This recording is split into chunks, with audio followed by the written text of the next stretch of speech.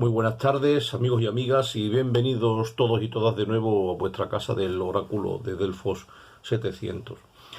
La reflexión que vamos a hacer hoy es una invitación a pensar acerca de nosotros mismos, pero como especie. No a nivel individual, como lo hemos hecho hasta ahora cada vez que se planteaba alguna reflexión de tipo personal, desde aquella ya vieja pregunta que lanzamos hace muchos vídeos y que consideramos como la pregunta más importante que nos podemos hacer en la vida y que nos tenemos que hacer en la vida, la famosa pregunta de ¿quién soy yo o qué soy yo? Hasta en esa pregunta se planteaba la cuestión siempre desde un punto de vista individual, ¿no? Hay un sujeto individual y personal que se pregunta qué es lo que es. Bien, pero hoy me gustaría plantear que somos como especie. La especie humana dentro de las, bueno, cientos de miles de millones de especies que hay, o de especies animales que hay, está la nuestra, y eso nos lleva a una reflexión de cariz, pues de entrada diríamos antropológico, lógicamente, porque estamos hablando del ser humano y de la especie humana, pero que probablemente no se agote solo en lo antropológico. Cuando nosotros estudiamos antropología y vemos, por ejemplo, los procesos de hominización y de humanización, es decir, la constitución de la humanidad a partir de los prehomínidos, tanto desde el punto de vista de los cambios orgánicos a nivel del cuerpo, de los cambios biológicos, que eso sería el proceso de hominización, como a partir de los cambios culturales o de la construcción propiamente dicho de la cultura, que es lo que nos haría humanos, y eso sería el proceso de humanización estudiado por los antropólogos culturales. Observamos más allá de los debates sobre a partir de qué momento exacto se produce la humanización y tal, nos da lo mismo. Es cierto que hay diferencias diríamos muy sustanciales entre el Homo arcaicus o el Australopithecus y ya el Homo sapiens, pero más allá de eso y más allá de cuáles sean, digamos, los acuerdos más o menos tácitos en los que los antropólogos, o la mayoría de ellos, piensan que el ser que se produce a partir de ese momento, de ese instante de la evolución, ya es el ser humano tal y como nosotros lo concebimos. Más allá de eso, lo cierto y verdad es que de hace tantísimo tiempo que se nos hunde en la memoria desde que estamos por aquí, ¿no?, dando vueltas sobre este planeta Tierra, hasta ahora todos los cambios y todas las, diríamos, todas las etapas o transiciones que se han ido produciendo a lo largo de la evolución humana desde el primer Homo sapiens hasta hoy, tienen en común una cuestión que yo creo que eso es absolutamente indiscutible y que ningún antropólogo ni ningún filósofo en ese sentido estaría en desacuerdo ni se desmarcaría de ella, a saber que somos un ser evolucional, o evolucionable o evolutivo, y que en todo momento se ha estado cambiando. Es decir, si algo es común a todas las etapas o a todos los estadios del proceso evolutivo humano, es que ninguno ha sido definitivo. En eso no hay discusión ni desacuerdo, porque eso además, bueno, pues parece que es un hecho obvio, si bien es verdad que en cualquiera de los momentos o de los estadios de la historia de la humanidad se mira a sí misma desde el momento presente y tiene la sensación como que ese es el final. Pero claro, eso le pasó siempre. Eso le pasó siempre. En cualquier momento o estadio de la evolución, el que vivía el último momento, el que la vivía en presente, pensaba que ese ya era como el escatón, ¿no?, el final, ¿no? Y después, obviamente, la historia probaría y demostraría que de eso nada, que eso no era así. El filósofo Rousseau, ¿no?, uno de los ilustrados del siglo XVIII, ya decía que el carácter esencial del ser humano, o lo que mejor lo define, es la perfectibilidad, o sea, la capacidad de progresar hacia mejor, ¿no?, hacia la perfección. Bueno, si bien es un término perfección que nosotros no solemos utilizar mucho, pero entendemos lo que quiere decir, ¿no? Lo propio del ser humano es que es un ser que está en camino, ¿no? El filósofo español y director del movimiento personalista comunitario español actual, que es Carlos Díaz, tiene también una publicación que era el hombre animal no fijado todavía. Es decir, el ser humano, desde que existe sobre la faz de la Tierra hasta el día de hoy, si tiene algo en común en todos sus estadios, repito e insisto, es su carácter progresivo, por así decir, evolutivo, progresivo. Cuando ya estudiamos historia de la humanidad o historia de la cultura o antropología cultural y vamos viendo cómo va cambiando, vamos a poner como muestra algunos botones en los niveles, por ejemplo, de modos de vida, laborales, sociales, de organización social,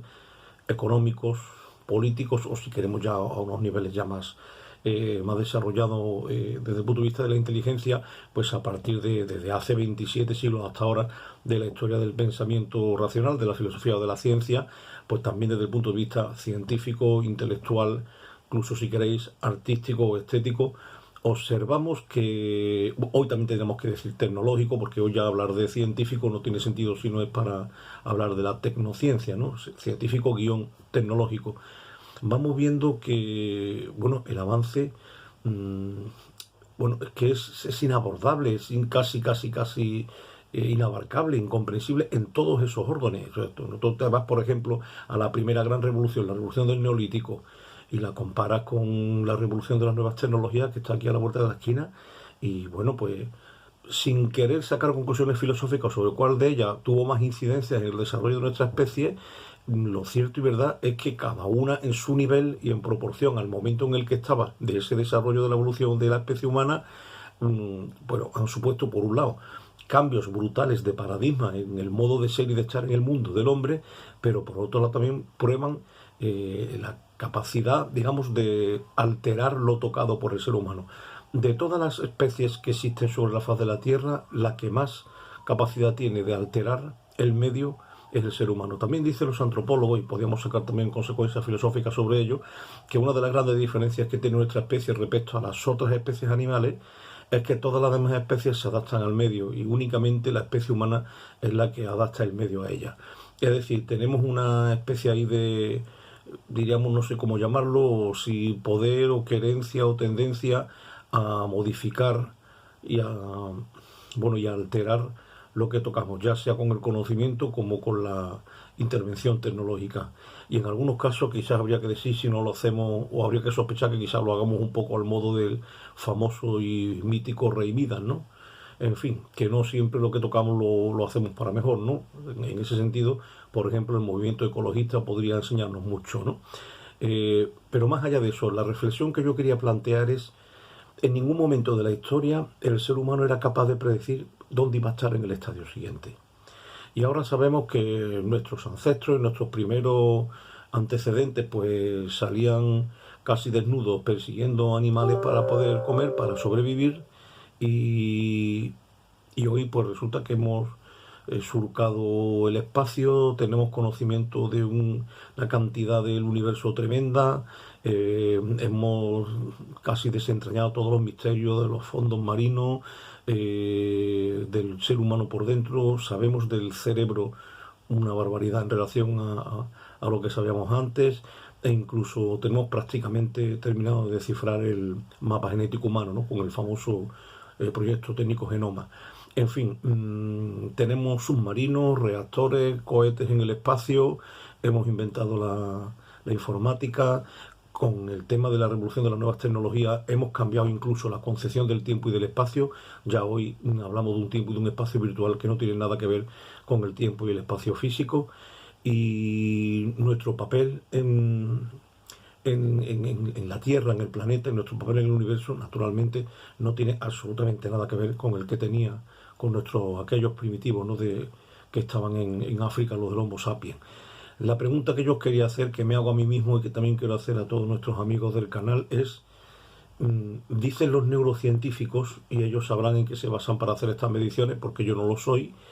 que aproximadamente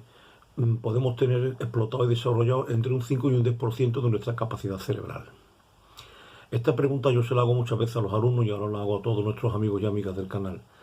Si hemos llegado donde hemos llegado y la capacidad de explotación de nuestro cerebro y de nuestra mente no sobrepasa quizás el 10%, ¿hasta dónde puede llegar la especie humana? En este devenir que tenemos progresivo y evolutivo siempre hacia adelante en conocimiento y sobre todo en acción y en acción transformadora de la realidad,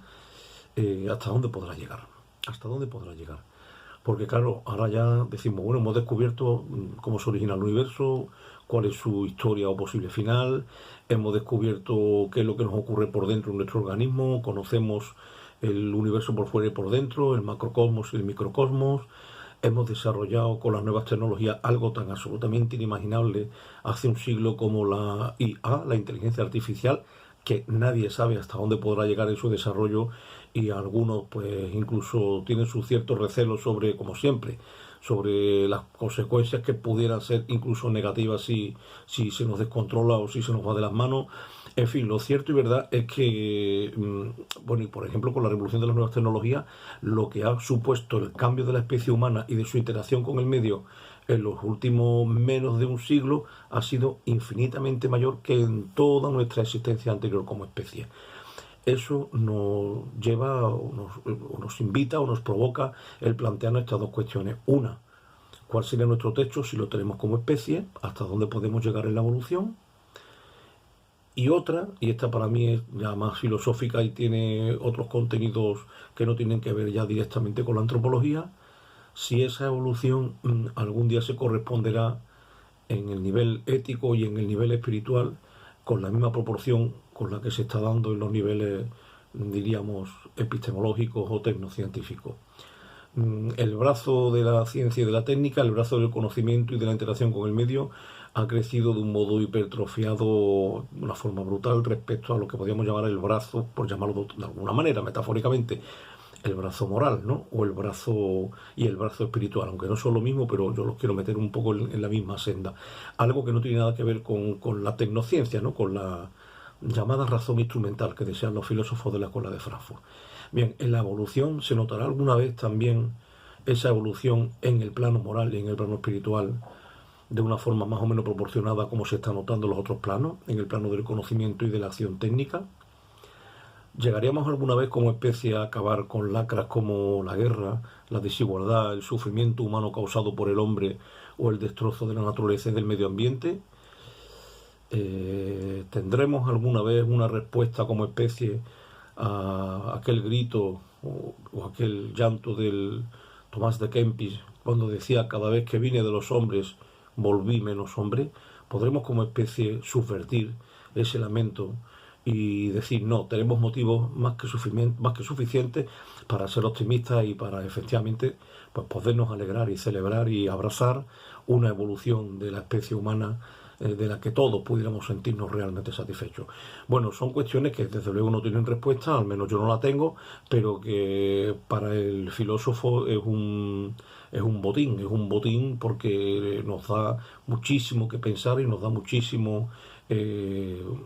alimento para el estudio, para la investigación, para la reflexión y para el seguir ahondando en esa gran pregunta del ¿qué soy yo?, que hoy reformularíamos así, ¿no? ¿Qué somos nosotros? ¿O qué es nuestra especie humana? ¿Y qué podrá llegar a ser? Bueno, pues lo dejamos hoy aquí y continuaremos en un vídeo próximo hablando un poco de ese desajuste o esa desproporción entre el progreso en el nivel tecnocientífico y en el nivel moral. Ahí ya continuaremos este vídeo para que ahora ya no se nos haga más largo. Muchas gracias a todos y todas, como siempre, por estar aquí.